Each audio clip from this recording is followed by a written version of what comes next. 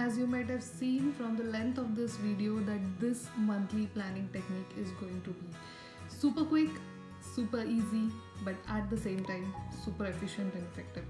So let's get started.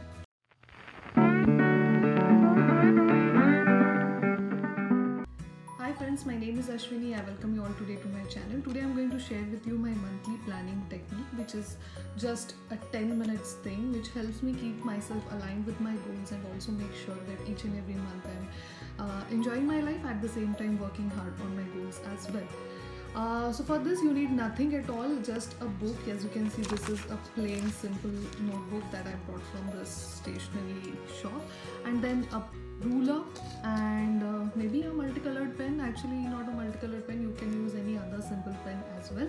So let's get quickly started. Okay, so before starting on to the planning technique, I just quickly want to show you how I have been planning my goals right from the beginning of the year. So don't worry about it, I will leave a video for this, how I do the yearly planning and how I align my goals every year. So that I'll leave a card here somewhere, you can check that video out.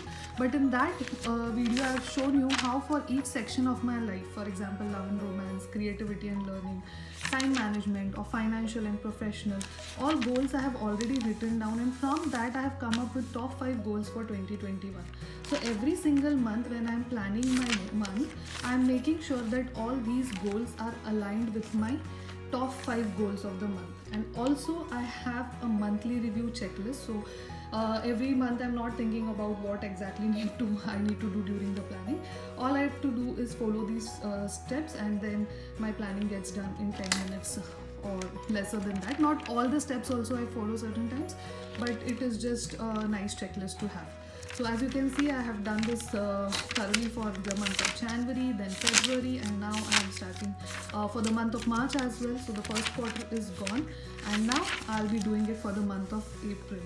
If you have not started doing any goal setting in this beginning of the year, you might just as well spend some time reviewing how your first quarter of 2021 has gone, and then set these major 5 goals for the rest of the year. So every month it will be easier for you to set the goals. So the most important part while setting a new month's goal is to reflect the earlier month and how it went by, and what all things that I achieved or maybe I need to achieve, so that this helps me align. This particular month I'm going to spend a little more time, because as I said, quarter 1 has already passed, and I want to see how I'm doing with respect to my top 5 goals. So I'll just be quickly reflecting on those monthly goals.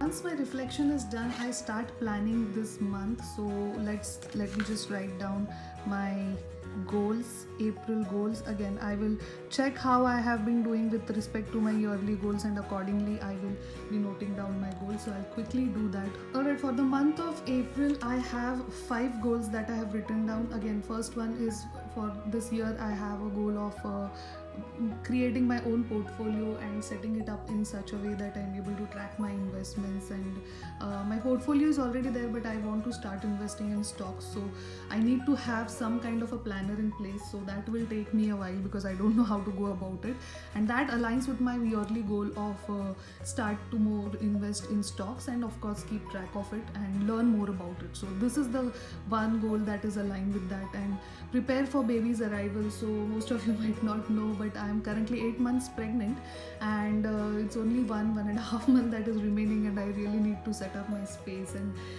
everything. And this goes to my major goal of the year, is to be a calm and relaxed mom, and so I have to take one step at a time. So that is that. And project at work, I'm not writing more details about it, but there are certain projects that I need to finish before I go on my maternity leave. And YouTube schedule and script. So if I will be taking a break from YouTube, then I need to schedule in advance my script. So that is what I've written here.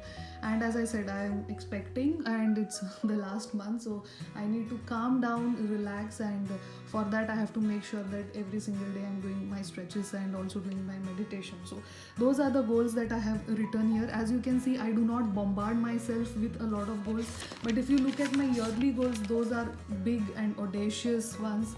and very ambitious ones. But if I break them down each month into these small goals that I have to achieve every single month, it becomes a little easier. Also, it is not necessary that I cross off every single thing on this list. For example, if you see on March, I could not finish one or two goals, and then I had to rework and make some new goals, and that is fine too, because as I said, it is not a hard and fast rule, or I don't want to pressurize myself with my goals, but only use them as a navigator towards the bigger visions of my life. Alright, so once these April goals are done, the next section that I will be writing down here is, and also I've kept some place here so that if certain things come up, or if I'm rearranging my goals, I can just have that space here.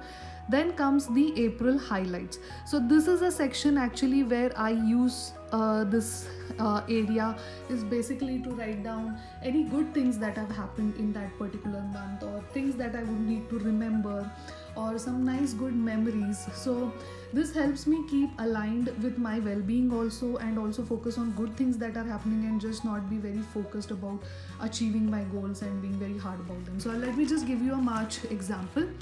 So in March, I declared my pregnancy because we are working from home. Not a lot of people knew about it, so I kind of posted a few pictures of me in my baby bump, and it was a very nice moment. Everybody was congratulating me and my husband, so that was kind of a nice moment.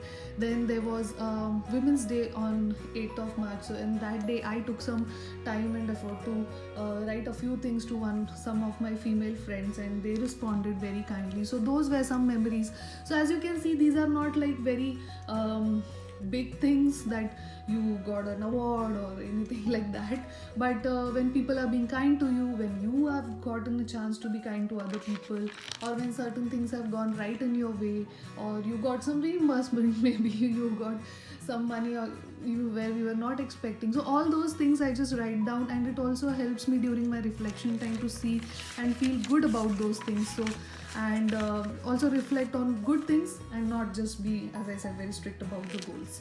The next section is about habits to track. So basically these are those activities that I need to do every single day in order to ensure that I am achieving the goals that I have set for the entire month. So for example, I need to create and maintain an investment tracker. Now that is something that is a big thing for me. I don't know how to do it, so I will need to spend some time, research some trackers, find out how it works. So for that, at least I need to give 30 minutes every single day.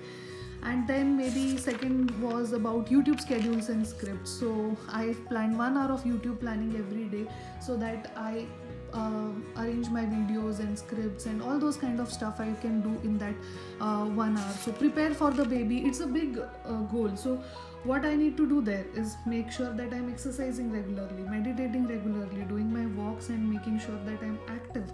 So as you can see, these are not just habits, but these are those collective activities which if I keep doing on an every single day, on a daily basis, I will be able to achieve these goals that I have set for the month.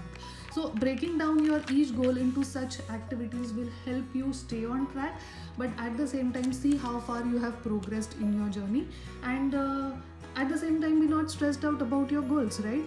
So and in this you can of course add certain other habits which you are actually trying to track. For example, I am trying to track my water levels, so I'm writing 4 liters of water every single day, and supplements and medicines is something that I need to focus on this month also very properly. So that is what I'm writing. Or breathing techniques that I have to practice for my delivery, so those things also I am writing. So along with the goals, breaking down of those activities and your personal habits, all you can track here itself. Now how to do that, I'll just show you in the next page. This is where we use our ruler finally. Yes, it's been lying here for quite some time.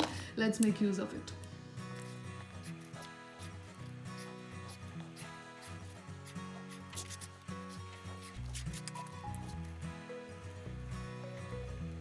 So as you can see, I have set up my tracker for the month of April. So here are all the activities that I'll be doing, and these are the dates of the month. As you can see, I have skipped 3, 4 and 11, 10, 11 because these are the weekend dates, and weekend I like to take it a little bit chill pill, and I don't want to bog down myself to be very strict about my goals or anything. I just like to take some time off and be relaxed.